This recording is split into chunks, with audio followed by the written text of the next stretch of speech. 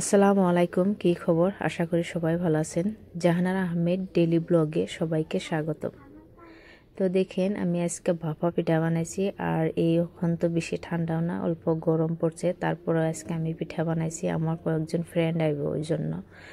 তো আমি ভাপা পিঠা বানানোর জন্য আমি রাত্রে গুঁড়াটা গ্রাইন্ডারে করছি, কুটে তারপরে ভাপা পিঠা বানানোর জন্য যেটা পানি মিক্স করে চালন দেওয়া ছাকল লাগে, গুঁড়াটা আমি রাত্রে সেইকে ফ্রিজে রাখছিলাম। আর ফ্রিজে কিন্তু এই ভাপা পিঠার গুঁড়াটা অনেক দিনে থাকে রেডি করে রাখলে।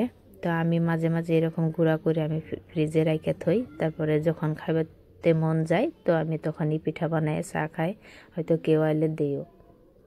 তো আজকে ওরা আইব, আমার ফ্রেন্ড আইব বলে আমি পিঠা বানাইছি। আর এই তো চিকেন বানাইছি, মানে চিকেন এটা আমি রাত্রে ছাপা করে কাইটা কুটে আমি ফ্রিজে রাখছিলাম। তো সকালে বানাই নিয়েছি, যেহেতু ওরা সকালে আসবো 8টা বাজায়, বাচ্চা স্কুলে দেওয়ার পরে আসে। আর যেহেতু 11:40 স্কুল শেষ হয়, তো ছুটি হলে তার আগে যাওয়ার লাগে, যেহেতু আধা ঘন্টা আগে বাইরে যাওয়ার লাগে। তো 11টা বাজে যাবো, 2 ঘন্টা সময়ে তো ওইরকম কিছু করাও যায় না। তো আমি আজকে একটা ডিজার্ট বানাইছি। আর ডিজার্টের রেসিপি দেখে, আমার ব্লগ দেখে তো ওরা কয়ে থাকে, তো ভাবছি যে আজকে ফাইনালি ওর জন্য আজকে বানাই। তো ডিজার্ট বানাইছি। আর আমার ফ্রেন্ড আছিল যখন, তখন অতি আমার জন্য একটা কেক বানাই নিয়েছে। আর কেকটাই দেখেন বাটিতে কিন্তু বানাই নিয়েছে, একটা টিফিন বাটিতে। যে কেক কার্টনে নিয়ে আসবো, মানে অল্প দূর হয়, ওই জন্য নষ্ট হয়ে যাব। তো ওই জন্য মানে ওরা এমনি তো লাইন বাসে আসলে কেকটা নষ্ট হইতেও পারে, তো ওই জন্য তো টিফিনে বানাই নিয়ে আসছে। আর কেকটা এত ভালো লাগছে খায়া, তো আমি তো অনেক অনেক হ্যাপি কেক খাওয়ার পরে। তো কেকটার লুকটা খুব সুন্দর ছিল। আর এই টিফিনে কিন্তু বানাই নিয়ে আসছে।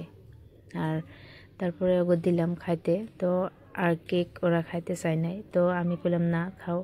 তো আমার মা একটা কথা কইছে, যখন এ রুমে গেস্ট আহে তারা যদি কিছু আনে তাকে নিশ্চয় খাইতে দিও। আমি সবসময় ট্রাই করি, যদি আমার রুমে কিছু নিয়ে আসে সেই বস্তুটা তাকে দেওয়ার জন্য। তো তুমি, আমার মায় কয়, যখনই তুমি যত বস্তু যত আইটেমই বানাও না কেন, তারা যদি কিছু আনে ওইটা অবশ্যই দিবা তাকে খাইতে। তো আমি কেকটা দিলাম, তো ওকে খাইতে।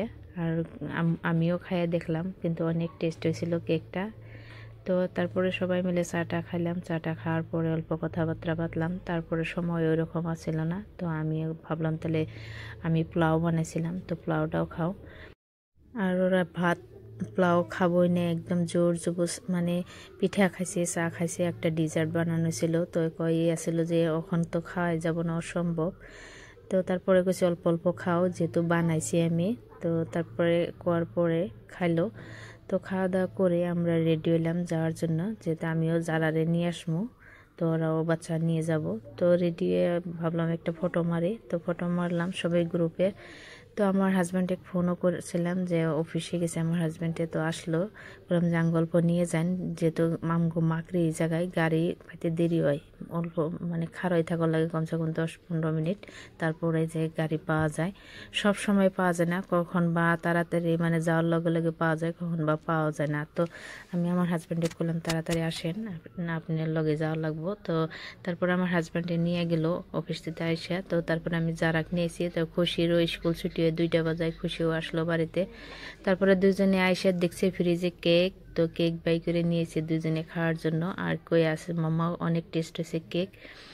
তো আমার কাছে অনেক ভালো লাগছে কেকটা। তো সবাই ভালো থাকেন, সুস্থ থাকেন, দেখা হবো নেক্সট ভিডিওতে।